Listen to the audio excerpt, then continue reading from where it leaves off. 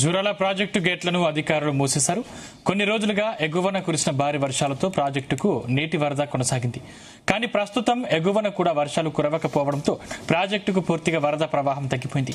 దీంతో జూరాల ప్రాజెక్టు నుంచి దిగువకు కేవలం విద్యుత్ ఉత్పత్తి ద్వారానే నీటిని విడుదల చేస్తున్నారు. జూరాల గేట్లు మూసివేయడంతో శ్రీశైలానికి కూడా వరద ప్రవాహం తగ్గిపోయింది. వరద ప్రవాహం పెరిగి శ్రీశైలం గేట్లు తెరుస్తారని ప్రజలు ఎంతో ఆసక్తిగా ఎదురుచూశారు. కానీ జూరాల గేట్లు మూసివేయడంతో ఇక శ్రీశైలం గేట్లు తెరుచుకుంటాయో లేదోనన్న అనుమానం వ్యక్తమవుతుంది. జూరాలకు నీటి ప్రవాహం తగ్గడంతో వరి నాట్లు వేసుకున్న రైతులకు కూడా ఆవేదనకు గురవుతున్నారు.